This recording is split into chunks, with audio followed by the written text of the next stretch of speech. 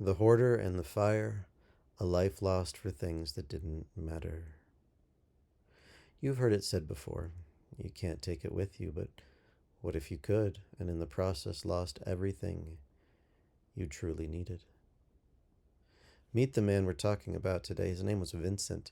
Vincent was a hoarder, but not in the way we think of today. He wasn't someone collecting useless things for the sake of nostalgia or forgotten treasures. No, Vincent had an entirely different way of hoarding. He kept things because he might need them one day. A broken chair here, some crumpled blueprints there, old photos tucked into dusty folders, and half formed ideas scribbled on yellowing paper. To Vincent, each item was a piece of the story he intended to create, a work of art, a future project, a dream he was still piecing together.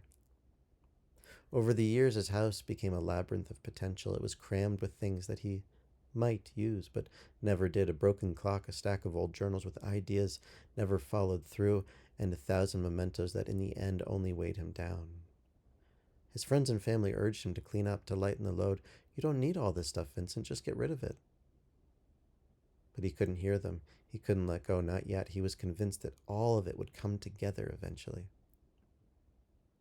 But one evening a fire broke out in the neighborhood. It started small, an unnoticed spark, but grew quickly. The flames spread with terrifying speed. Vincent was inside, his hands shaking as he tied and tried to gather everything he'd ever kept. His entire life was in that house, every piece of paper, every trinket, every faded memory. He stuffed papers into bags, desperate to salvage his life's work, to hold on to the things he thought defined him. But the flames didn't wait for him. His house was consumed before he could even get to the door, and in that moment, as he stood, paralyzed, everything he'd ever clung to, every object, every promise of one day, was gone.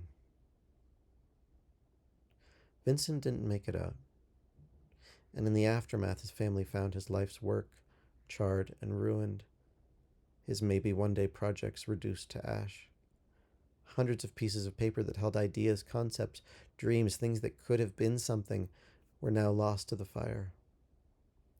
His children, his siblings, his loved ones, none of them could understand why Vincent had refused to part with things that were so obviously holding him back. The grief was heavy, but the weight of those items had only delayed his escape. They weren't worth it. In the end, Vincent's story is a lesson about attachment and what we decide is worth our time, energy, and even our lives. He didn't just hold on to things, he held on to the belief that they were essential, that his future was somehow tied to them. But when the heat was on, when it mattered most, none of it mattered. The things he thought he couldn't live without were the very things that cost him his life. So here's the truth. If something isn't worth carrying when things get serious, when you're faced with a choice between life and clutter, it was never worth keeping. The hoarding was never the issue. The real issue was the fear of letting go, the fear of facing a life without the safety net of just in case. But here's the kicker. We often find that letting go frees us. It clears a path, it makes room for what really matters. In the end, Vincent had nothing left but the ashes of his dream, and those dreams, they could have been something beautiful if only he'd let them go, and let them go in time. So take a good look at the things in your life you're holding on to just in case, and ask yourself, what if you let go? Would you be lighter? Would you be free?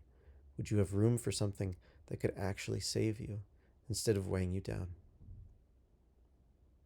Sometimes when things are burning, the best thing you can do is let them go. Just chuck it.